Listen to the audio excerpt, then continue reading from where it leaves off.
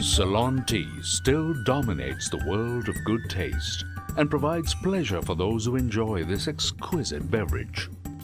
Centuries-old traditions are still the backbone of the industry, and the modernity of our times have not changed the amount of time and effort that is devoted to the pursuit of flavor and aroma. Assurance of outstanding quality and the sheer quantum of research successfully propelled tea and its consumption to unprecedented levels. Ceylon tea represents a choice, a science, and a culture that goes far deeper than a tint that appears in a cup of heated water. First of all, in the production process of Ceylon tea, ethics remain a priority. Sri Lanka adheres to the highest standards with due recognition of and abiding by workers' rights and regulatory discipline well above all the norms and guarantees demanded by the UN Global Compact, Eurogap, and other internationally accepted standards. It is the only ozone-friendly tea in the world. Agricultural practices are in harmony with nature and continue to be environmentally friendly and completely sustainable. After all, tea is a natural product. Secondly, Ceylon tea has brought together a whole range of sensations and sensitivities over many years and decades in a practice that is really an art of tea. Nature has been generous in granting Sri Lanka a rare blend of geographical and weather-related factors. These influence and enhance the active ingredients in the tea plants cultivated in these specific agroclimatic zones. This is why there is this outstanding variety in tea from a single source. There are 7 such agroclimatic zones that are ideal for tea that encompass segments of land areas of Sri Lanka at different elevations, ranging from sea level to tea gardens located 6,000 feet above. Technology keeps pace with the demands of the industry, and there is emphasis on continuous improvement. Much research and development has been taken for granted, but the fact is that even the humble tea bag has been subject to scrutiny and evaluation, along with innovation, to ensure safety for users and the ecology alike, are reliable in their performance, and are better for consumers today than when first introduced decades ago. The green associated with Ceylon tea is more than a catchword and lots more than a mere symbol. Notably, a completely natural product such as abaca is predominantly used in the manufacture of tea bags. This, again, satisfies the demand for excellence.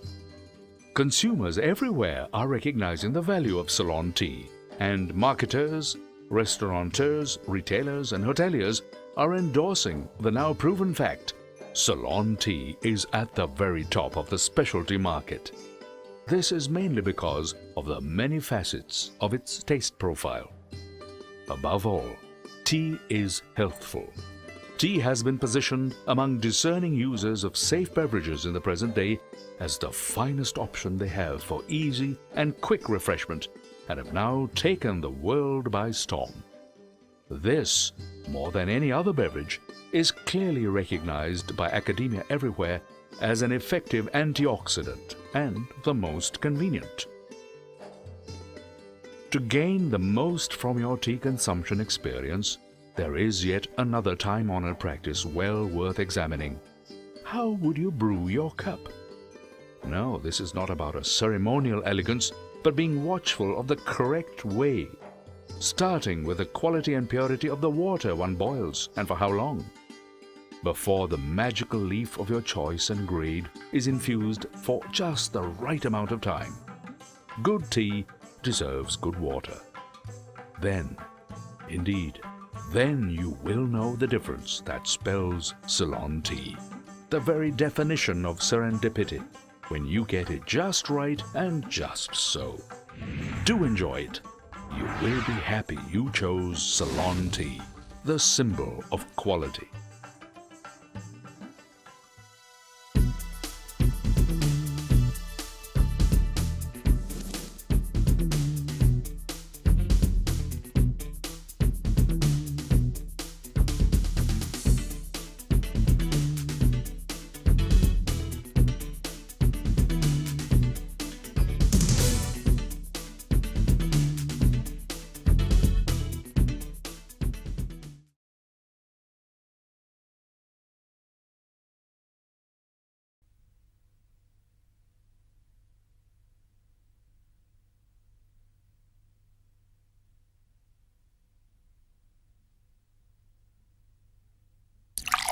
Tea is thought of as a beverage, but only Ceylon tea carries with it the distinctive flavor and aroma that deserves the name. For more than 125 years, from the earliest days when the pioneering planters from Britain began to develop this crop, the Colombo Tea Traders Association has been at the leading edge. No pains have been spared in ensuring its quality. No compromise has been entertained in the efficient transport of this precious cargo. No labor has been withheld in seeking the best technology and resources available to protect and care for the plantations that provide us with this most exhilarating experience that only a perfect cup of tea can provide. The CTTA's weekly tea auctions are the fulcrum on which spins the trade. The objectives of buyer and seller are made compatible. Both are committed to fostering private enterprise. Though there have been good times and bad, the CTTA has stood these many years like a colossus, making sure that this drink is made available to all, everywhere in the globe. The association has also played an important role in the economic advancement of millions involved directly and indirectly in the tea industry. But tea is not a homogeneous product of nature. Even as there are grades of tea and that which arrives from different countries, even within this magical island, tea varies from plantation to plantation in the most amazing way. Elevation plays a vital part in ensuring an aspect of flavor. The time of year and the time of day of the pluck, fall of the rain, all play a further part in determining the taste and its distinctive scent or aroma. The process is observed in the procuring of leaf and bud, the treatment of the green leaf, the curing of it, and many other minute but significant steps all add up. Travel with us in the misty slopes of Dimbula. The terrain is difficult, and only the nimble may survive. But for generations, these our comely people have traversed these climbs before the sunrise to make sure your morning is suitably illuminated with that sparkling brew. At elevations of over 4,000 feet above sea level, these western slopes of the Central Highlands provide the greatest delights associated with such sterling names as Muskelia, Bhagavantalava, Agrapatana, Nanoya, Lindula, Talavakale, Hatton, Dikkoya, Kotagala, Ramboda, and Pundaluya. These areas revel in the mild effects from the southwest monsoon that lasts from March till May. But as we move to higher elevations, the teas get brighter, and during that season, from March to May, they are still capable of producing a tea that is light in cup but bright in color with a crisp, strong flavor that leaves the mouth fresh and clean. The Muskelia Bhagavantalava Basin is one of the largest and finest valleys for the production of high-ranking teas. Dikkoya and Hatton boast of the best and most appreciated climates in Sri Lanka. The nights are delightfully cool and free from frost, and the day temperatures never too excessive. It is an all-day tea they produce, possessing color but maintaining a special flavor that develops at higher elevations. It gives greater delicacy of brew and a slight pungency on the palate that makes the taste buds rise. Muskelia and Bhagavantalava are at two extremities of the tea tracks, but contribute to a very high standard of constancy in the production of quality teas. Interestingly, this locality is preserved from the severity of the monsoon by a plateau referred to as Horton Plains, with some of the tallest mountains serving as sentries to guard the sprawling tea gardens beneath them. The ideal weather that prevails here transmit all the favorable ambient factors to the leaf. Agrapatana Valley is more to the east and is second to none for its complete combination of all the characteristics of climate and soil that have been found suitable for the production of the highest class of Ceylon teas.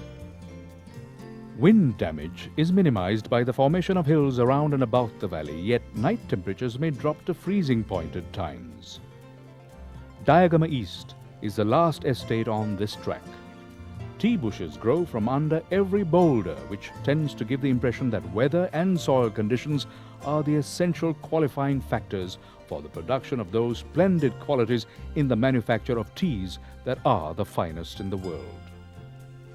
And then again, the eastern slopes of the same hills give us yet another experience in flavor, in association with such names as Malvatta, Valimada, Passara, Namanukula, Madulsima, Badulla and Udapusallava. The Ohoya Gap and Haputale Gap play an important part in creating airways for the generation of quality on the Uva side during the heights of the southwest monsoon that lasts from May to September. In the Haputale area, a few days of dry, windy weather can completely change the character of the crop harvested, with the dry winds playing on the delicate leaves of the tea bush to produce an unusual quality that is peculiar to this area and uncommon in other parts. The dry winds drain the moisture of the leaf and they become flaccid before they are plucked. When brewed, these teas come out rather light in cup but acquire a rosy, flavory liquor that is delighted in by those that wish for a straight drink of tea. Lipton's name was built in the United States with teas from these areas. The historic Idalgas Hinna Gap plays a vital role in infusing that unique quality to Malvatta Valley teas. This group of estates are positioned in the path of the seasonal monsoon dry winds that blow from west and southwest during June to September. These dehydrating winds bring a chemical change in the tender shoots of the tea bush to produce an extraordinary flavor that no other producer country can ever hope to achieve. At this season, with the dry winds from the northeast, the flavoring components offer the highest burst of quality. It is this tea that blenders value so much to improve the quality of their stock with a connoisseur's touch of strength, character, flavor, and color. During the quality season, the atmospheric changes in and around Badulla, Haliala, Demodara and Passara are mild, but the dry winds bring their magic to bear on the chemical changes in the tea leaf with more color and strength in their liquor. When brewed correctly, the drinker will know the meaning of a full-bodied cup of tea. Madulsima offers a slight change, with the southwestern winds bringing about a certain flavor, bright and light, but with sufficient taste to make a pleasing drink. When the wind direction changes, these plantations receive the full impact of the northeast monsoon. But once they ease, the quality of the tea improves again and are able to produce a thick, juicy brew that takes milk very well. Robbery, located in this terrain, offers breathtaking scenic beauty in addition to the splendor of the teas. Norelia is the locality that nestles between Dimbulla and Uva and offers yet another demarcation of quality that connoisseurs know well. But yet, these areas also suffer the devastating effects of high winds during the northeast monsoon. Norelia is the region of Ceylon's champagne teas, a truly salubrious, cypress and eucalyptus-scented climate. Here too, the dehydrating winds bring about the changes to the leaf after the southwest monsoon, which deposits moisture west of the central hills. All of these factors contribute to the unique aroma and quality of the tea from here, especially in the period February to April. Give it time to brew and one realizes why connoisseurs from around the globe recognize the special allure of Norelia. Curiously, the factory at Oliphant Estate is at the highest elevation of such a factory in Sri Lanka. Along an eastern exit from Norelia, one arrives at Kandapala and also into the terrain known as Udapusallava. Here, the climate ceases to be salubrious but offers a completely different climatic zone where the full impact of the northeast monsoon is felt, but also a little bit of the southwest monsoon, and the teas come out best during the southwest winds. At a somewhat lower elevation, at heights of 2,000 feet above sea level and reaching up to around 4,000 feet, is the mid-country. The familiar names are Pusallava, Kandy, and Matale. The quality is of yet another sort, and the flavor fascinating in its difference. In the Martale Valley and the fertile Dumbura region, the teas are attractive and liquors strong and thick, which qualities remain through much of the year. The valleys receive some of the winds of the monsoons, but are largely protected by the magnificent Knuckles Range. And further down and southward from the central highlands is the dark and alluring low-grown at levels below 2,000 feet. The names one associates with these darker beauties are the districts of Gaul, Matara, Balangoda, Ratnapura and Tenyaya. For the bold and daring and those of sterner mien comes this strong and lusty flavor that only the low-grown tea can provide. Balangoda is at the highest elevation of this particular range. Then there is the area that nestles among the foothills of Horton Plains and Adams Peak, known as the Bambarabottua Valley, which receives the highest rainfall in the tea regions. Growth is vigorous, the liquors lighter but mellower than what is produced in the lower elevations. The Singharaja Forest Reserve, situated to the south of Ratnapura, the city of gems, offers a congenial atmosphere for plantations, warm and humid for leafy grades all the way to Tenyaya. South of Tenyaya is Matara, where the plantations are located almost at sea level. The tea gardens here are well watered by the Nilwala River, which originally brought fertility to the spice gardens, but now have given way completely to tea. The south, it may be noted, has a soil composition that contributes to the blackness of low-grown tea and the character of the cup. Popularly known as Ruhuna teas. They are well-twisted leafy varieties such as Orange Pekoe, Broken Orange Pekoe 1s, ideal for tea that is brewed in spots where water is hard and contains many minerals. There are also the Shoti Pekoes, which is ideal for one that is tense and tired and needs a sweet touch to his tea. There are also the small leaf varieties such as Broken Orange Pekoe and BOP Fannings, which are regarded as strong teas that give color in any form of water. These are favored by drinkers of tea who wish for a sweetened brew. There are also the flowery BOPs and Fannings that come from these parts that delight connoisseurs who emphasize appearance together with the usual full-bodied character of the typical low-grown teas. Gaul, too, is home to other low-grown teas. This, then, is the magic and the breathtaking vivacity that accounts for the authoritative name, Ceylon tea.